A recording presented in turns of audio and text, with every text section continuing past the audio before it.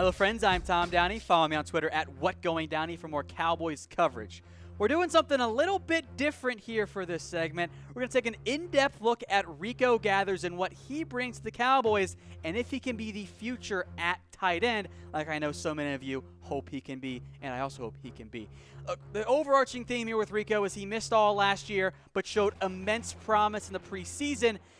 Only 8 career preseason catches, no regular season snaps either. It is now a make-or-break year for Rico Gathers, and despite that physical upside as a pass catcher, I think this is how the Cowboys' tight end depth chart looks right now, and this is one I think a lot of people agree with me on based on other reporters that I've seen. Maybe a swap Schultz and Blake Jarwin, but Jeff Swaim, Dalton Schultz, and Blake Jarwin are ahead of Rico Gathers right now on the tight end depth chart, and maybe that's confusing, but I think we can break down some of why Rico is behind the depth chart, but also what he brings and why the Cowboys drafted him and what we all hope he can be. And the big starting point there is his pass catching ability, and oh man, Rico brings a lot of it. Here back in 2016 against Houston, he's just tough to bring down. Look, he's built like an offensive lineman, and he's making dudes miss like a dynamic running back there. So I love what Rico brings as a pass catcher. Soft hands there, breaking tackles, great balance to stay on his feet. Very impressive stuff there from Rico. And that was now this year. This is the play that kind of started the hype train. Rico Gathers against Arizona. Easy. Like, that's just not fair. This is what Rico can be for you. Goes deep downfield. That's not a fair matchup. That is a linebacker on Rico Gathers. He's going to win that a lot. Great hands as well.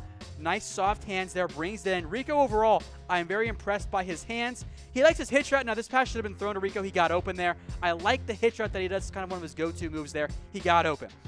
This one, again, this is not a great throw. Rico goes really low for that one and quickly gets back up on his feet and makes some guys miss there. He does bring you some after-the-catch ability, and I like that quite a bit. Again, here with Rico, he got open. Now, the ball didn't go to him, ended up being a drop, but he was open on that little almost out-route hitch hybrid. Again, nice little play action there. A little juggler there, not the prettiest play, but it worked out just fine there for Rico.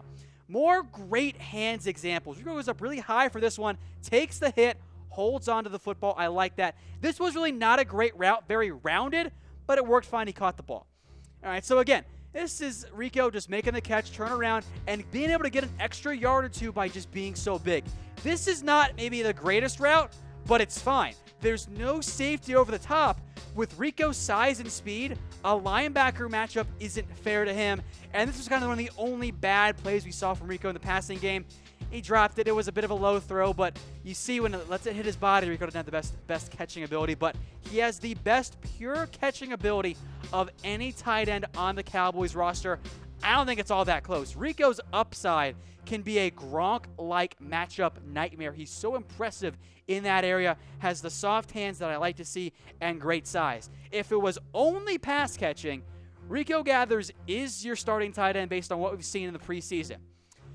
But that's not the only factor for the Cowboys at tight end. So let's take a look now at his blocking ability, which, well, that just kind of needs some work. Now, Rico does get some push here, moving his guy downfield, which, unfortunately, you won't see a whole lot of. This is some pass blocking. I think it's fine. And then at the end, just kind of throws his man down. Kind of let him get to the outside, but Rico showed the raw strength. It just kind of throws his man away there. I like that blocking. This one, it's a box-out block. It's not really ideal, but it gets the job done, I guess, there. Rico here, he just got beat on that play, and that's a common theme I saw in the preseason from Rico. Again, got beat to the spot there. Didn't matter because of other bad blocking, but Rico, just not the best blocker. This is good pass protection blocking there. Ends up being a nice play for Bryce Butler. Again, blocking, trying to get to the second level, and doesn't actually block anybody. Some more Rico blocking here. He got pushed back there. It was okay. He held onto his man, but he just got pushed off the ball. Same there. Did a nice job of sealing the block just enough to free up some space for Alfred Morris. Some more blocking here, and this one was not good, and Rico lost this battle. This angle shows it. Got pushed off the ball quickly and ended up allowing his man to make a play on the ball there. Again, Rico lost leverage there, lost some contain, allowed his man to spin back into the play. Some more blocking for Rico, got pushed back, ended up being fine, but I saw that a lot from Rico. He got pushed back a lot more than a man of his size should happen. Got to the second level, but didn't really block anybody. That was a common theme that I saw there. Rico there in pass protection, I actually think was pretty good. I thought he held up very well because he's so big, so large, is able to shield out other blockers there. This one here, that's a hold. He got away with it. This is a holding by Rico Gathers there. He totally pulled his man down by the inside there. This play here, I had a big problem with from Rico, and you'll see it again here. Rod Smith bailed out Rico because he just stopped blocking. With the halfback right behind him, his man almost in the play, but Rod Smith was able to extend there. That was a concern. I like that block there. He kind of did fell onto there and fell down, but that was fine there. Rico, this was not great blocking. He kind of allowed his man to get on the inside of him. I saw that a lot from Rico. A man of his size should not be getting beat inside or getting beat with strength, and that happened way too much. Good adjustment here from Rico to help keep his man on the outside. That was away from play, though. Rico here again. A nice shield block there. The play just took too long to develop. Again, on the inside here, this is some good double team blocking there. I like that.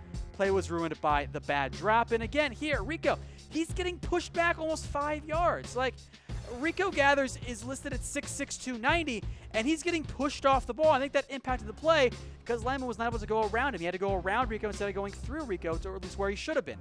So Gathers' blocking ability is just not there yet. Now, he has the size. He's almost built like a lineman. He's listed at 6'6", 290. That's left tackle size, and he's a good athlete. But Rico's strength did not show up in the preseason at all last year. That is a big concern for me. The Cowboys run the ball, at least want to run the ball, more than any team in the NFL. They're at the third most last year based on percentage of snaps and the most in 2016. So the Cowboys asked their tight ends to block a lot.